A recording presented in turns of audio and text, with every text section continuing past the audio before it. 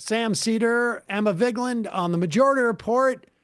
Want to welcome back to the program the national affairs correspondent for The Nation magazine. Always a pleasure. Jeet Heer. Welcome back, Jeet.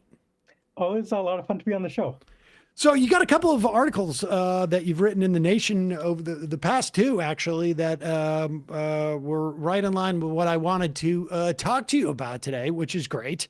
I mean, that often happens. But let's start with this.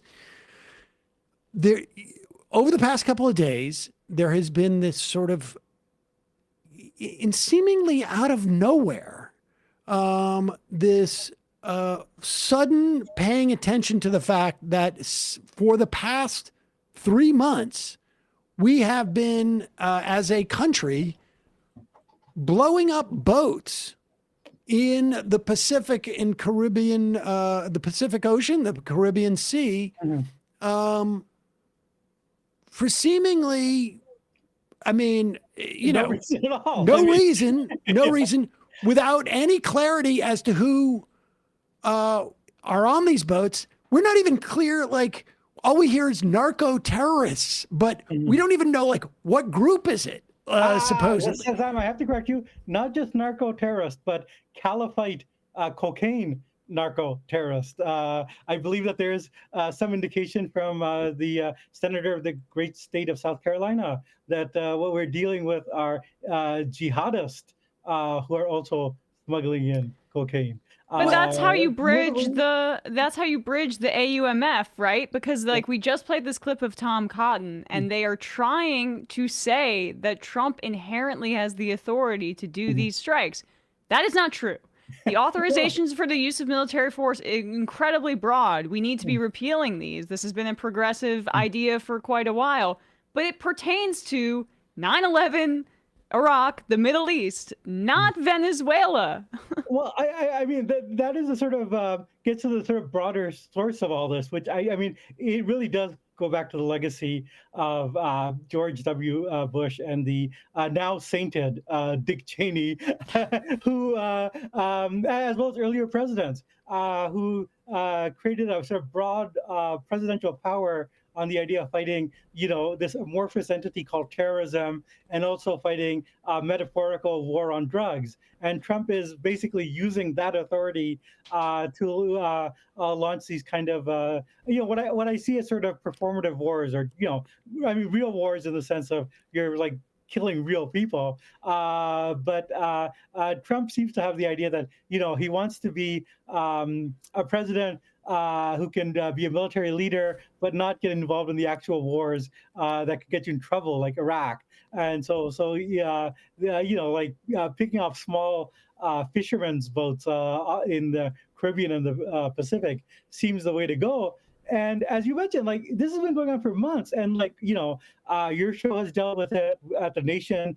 I and others have written about it, but nobody was paying attention. I mean, you could not get like Hugh Jeffries and Chuck Schumer to talk about this. And this actually gets to the other aspect of this. Like, the thing is, like, in and of itself, I said right from the start, this is simple murder. Like this is it's not a war. You're just like blowing up ships. And even if we stipulate that what they're saying, which they've never provided evidence for, that these are drug ships, like, you don't actually have the right to blow up like drug dealers, like, at all. You can't do that in the United States. You certainly can't do that in international waters.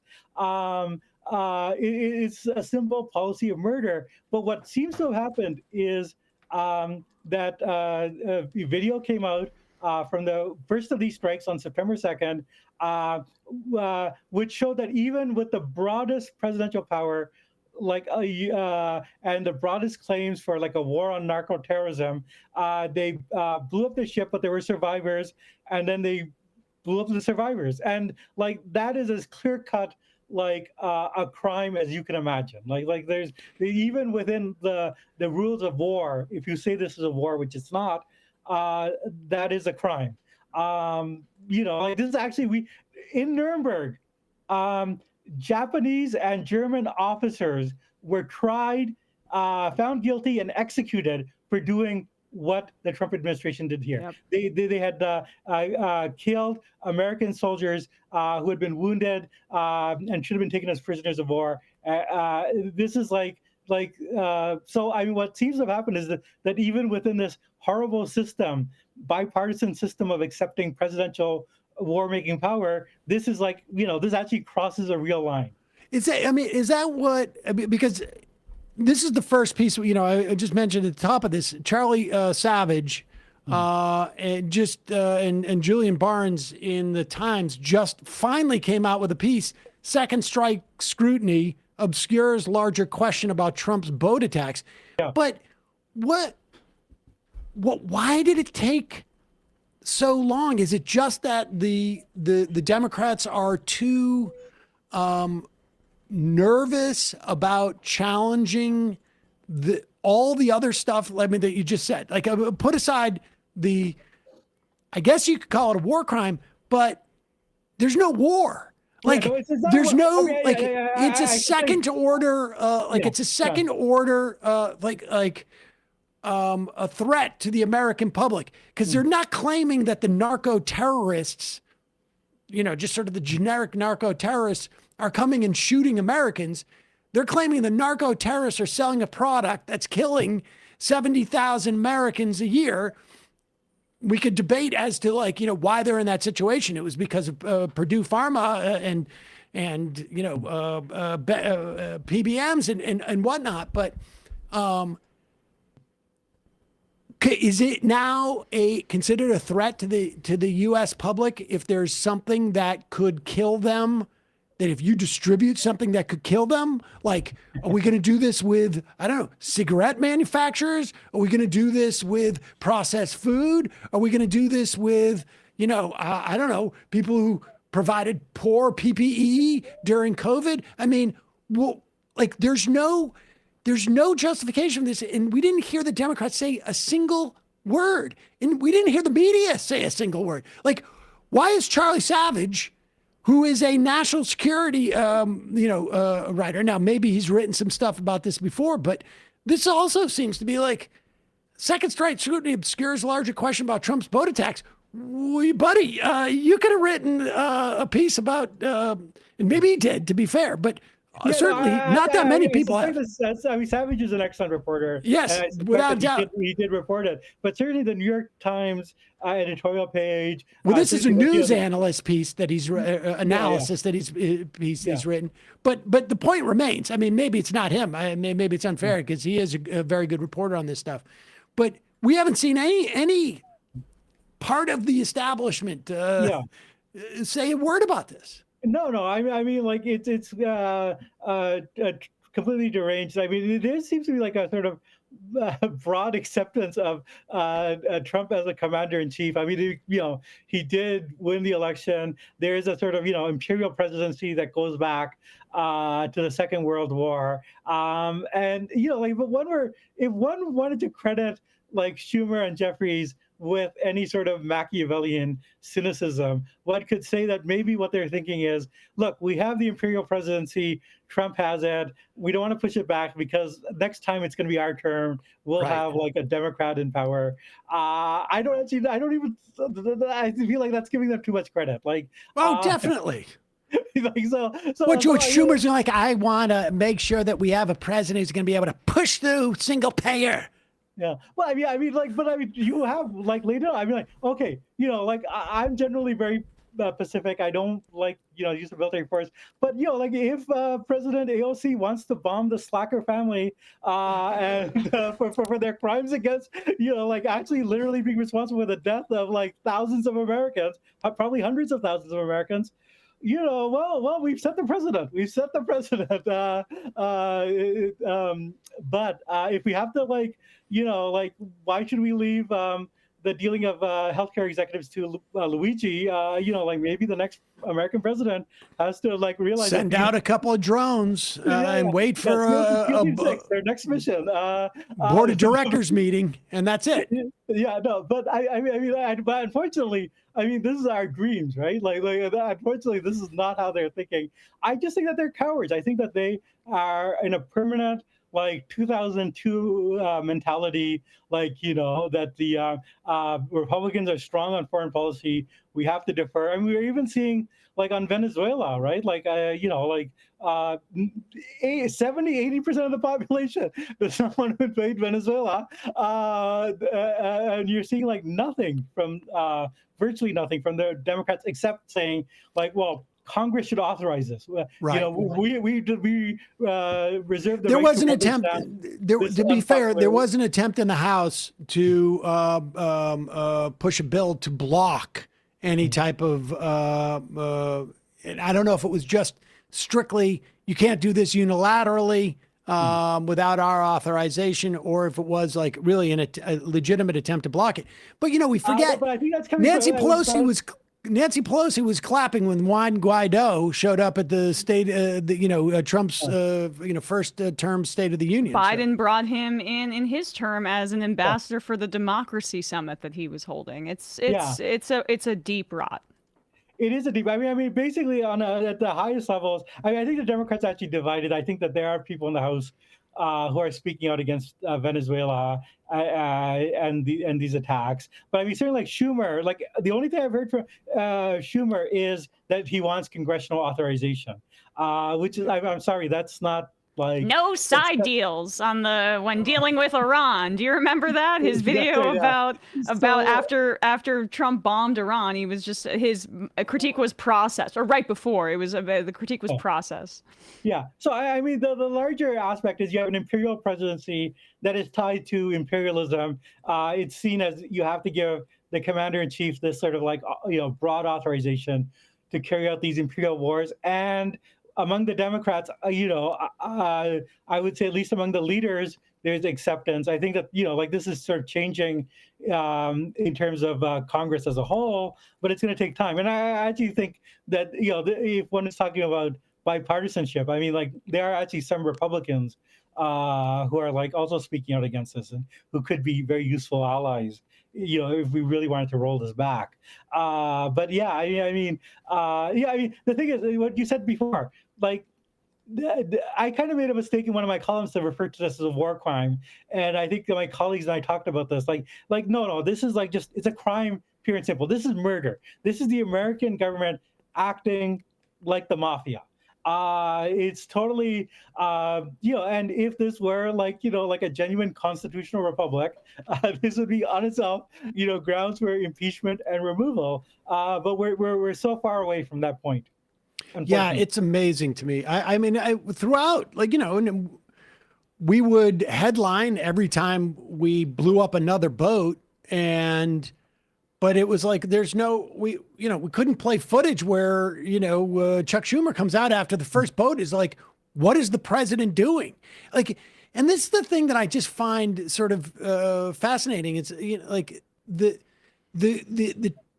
timidity. I mean, I was talking to somebody yesterday about like, going back to the Kerry versus Bush in 2004 and how John Kerry was swift boated. But the reason why John Kerry was able to be swift boated, the predicate to that was how defensive John Kerry and the Democrats were when it came to national security. I mean, here's a guy who's John Kerry was not only, I think he got a Purple Heart, but the most admirable thing about him in terms of the military was that he testified in front of the Senate, said who's going to be the last person to die in Vietnam for a mistake. And cut to 2000, in the wake of 9/11, the Democrats are so terrified of being seen as being soft in some way that Kerry had to like lard up on all this sort of military regalia as a way of like trying to sell himself to the American public. And he basically just said to, George Bush, like, here's my soft underbelly because you can sense my insecurity about this rather than just being secure enough and saying like, I'm a vet, like I actually served. He didn't. That's it. he brought people up there to do like whole military pageantry during the DNC 2004.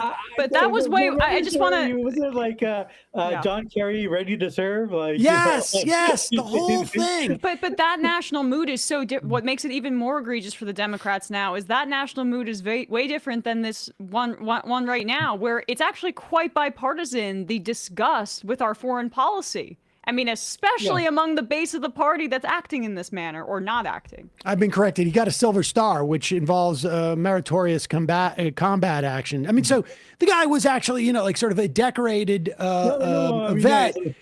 And rather than let that speak for him, he had to do this whole sort of like almost like somebody would cosplay. He didn't need to cosplay. He could have just gone up there, but it's this sort of like temerity in these areas. Like Chuck Schumer should have been out there on day one after this is done and just go like, I don't know how we're going to stop him, but what he's doing is illegal. This is wrong. We don't know who those people are. We don't know under what authority he's doing this. There is no such a thing as a vague narco terrorist. That's a made up word. I mean, They are so fearful they miss these opportunities. And now it feels like almost like when a ref misses a foul, a blatant foul on one end of the court, they come back down and they call. Makeup call. It's like a makeup call on some level. Yeah. I mean, if I had to theorize, my sense is that some of this might actually be coming from within the military itself. I think the Pentagon is quite unhappy with Pete Hegseth. They and for very good reasons, this guy is a totally incompetent. Well, that video has to come from somewhere, right? And it's not coming from. I think that and he's been firing people left and right, and so I actually do think my suspicion is that what has changed is that the military started to leak this and also tell their allies in Congress, including Republicans, because I think it's actually notable that congressional Republicans are starting to move away from Hegseth. I actually think that the change is not any disgust at the policy. The change is that some people are seeing this as an opportunity to go after Pete Hegseth, which I totally support.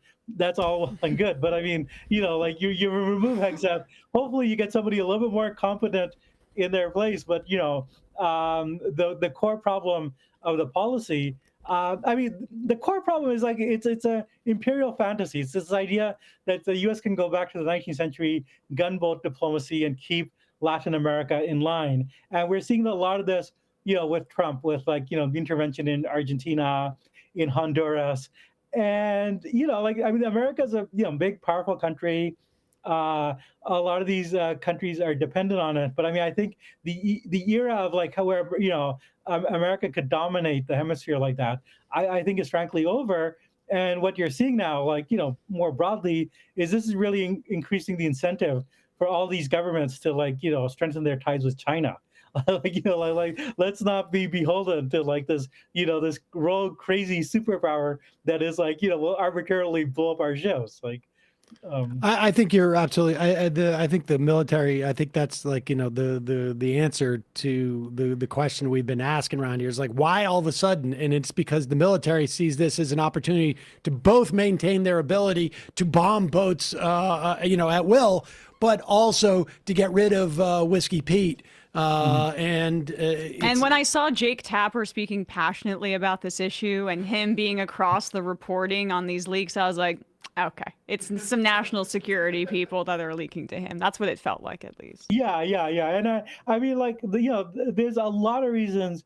This is the guy who brought in all the generals and admirals in America, all over the world who are serving, brought them to Virginia so he could lecture them, about working out, start losing some weight or whatever. Can you imagine if you're career military, you devoted your life to this, and this this complete degenerate former alcoholic spouse abuser is lecturing you. Well, that's I want to give him credit. Yeah.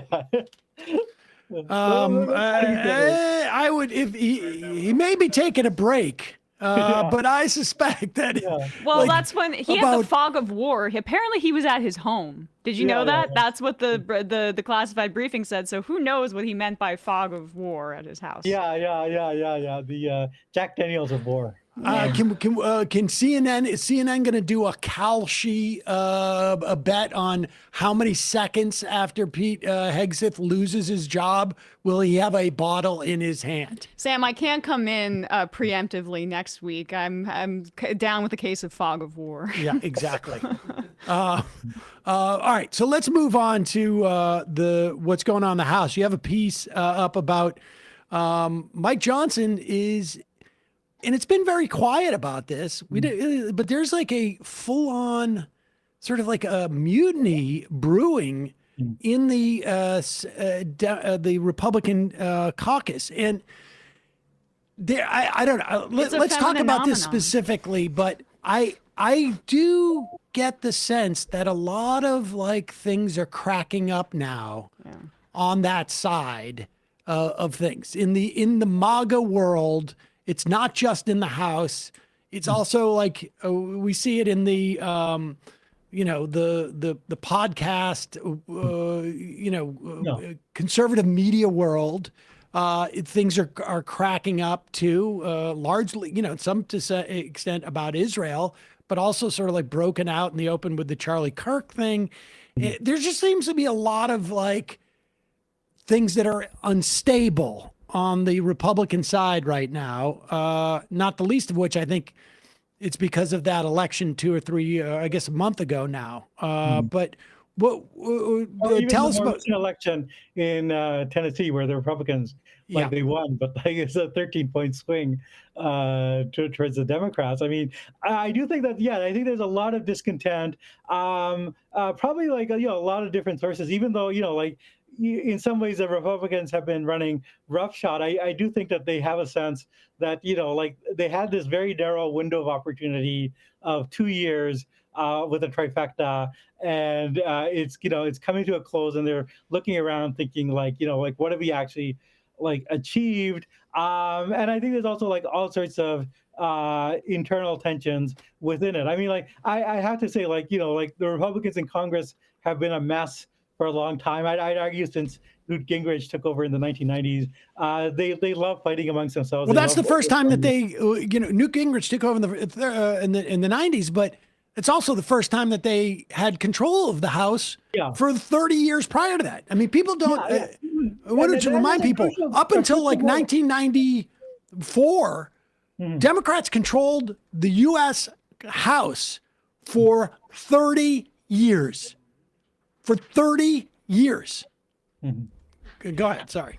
No, I think the Gingrich moment is kind of key to a lot of this in the sense that he both, did an amazing thing of flipping the House for first time in decades, but he sort of flipped the House running as this outsider, running as, I'm challenging not just the Democrats, but the leaders of my own party. And this actually created this template where anybody who's an underling thinks Newt did it. I can overthrow the king and I can be king. And, they've gotten to, it's a real contrast between the two parties where, the Democrats have had stable leadership.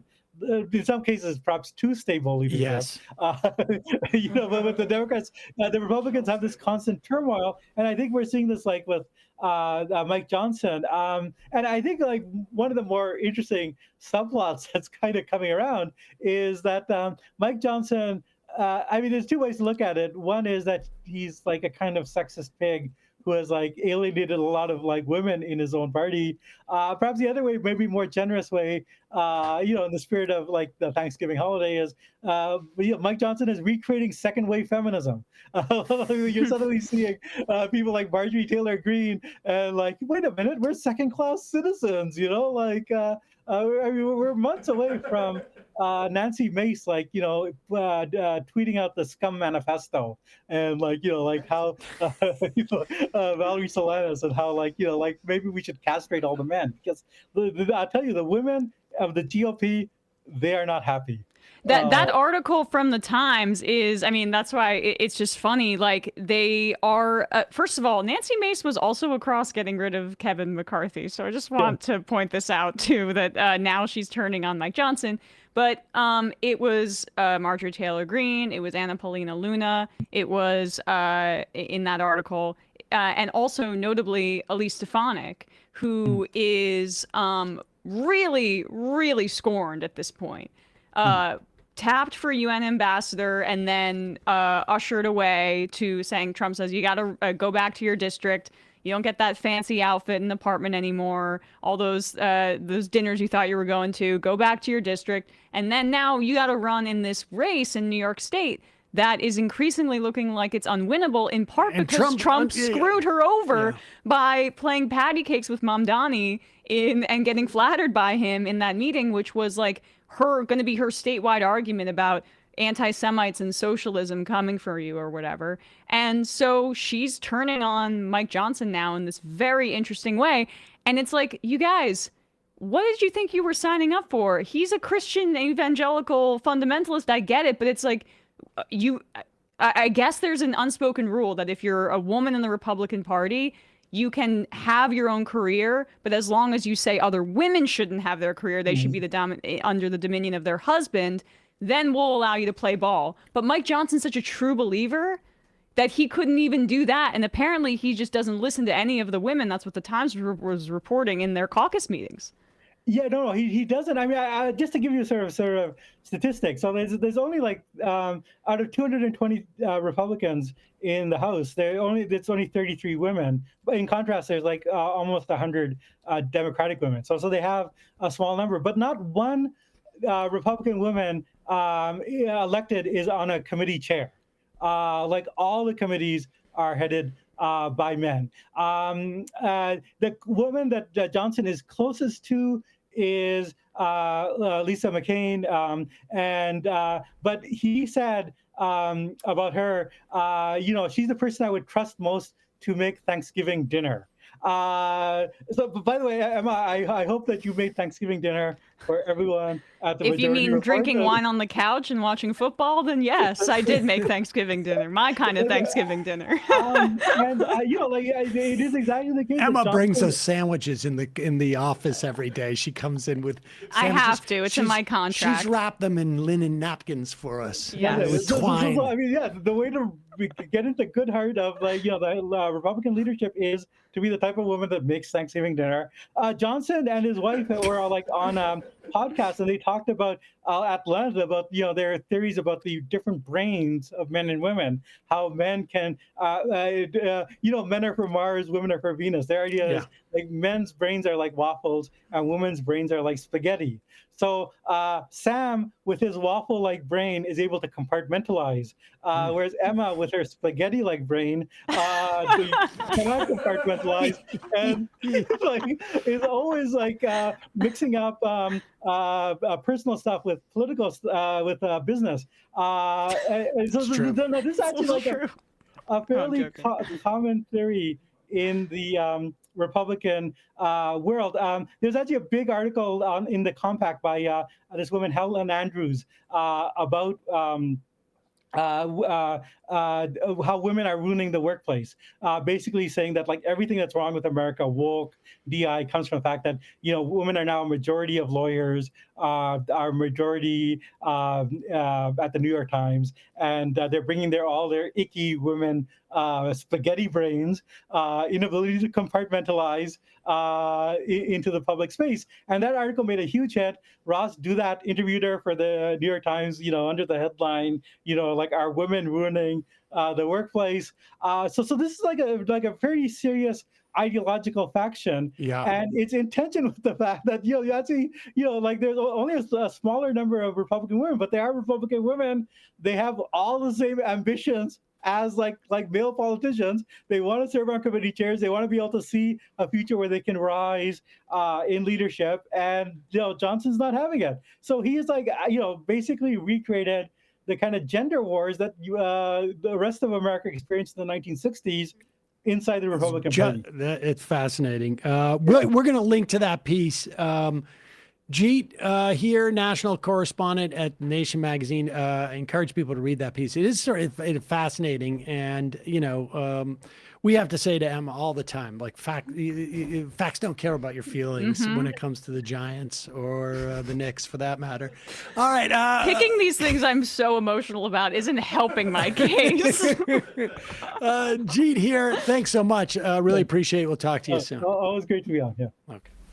Hey, folks, don't forget to hit the subscribe button and check out our daily show. We do it every day at 12 p.m. Eastern for about 2.5 hours. We even take phone calls. You should check that out.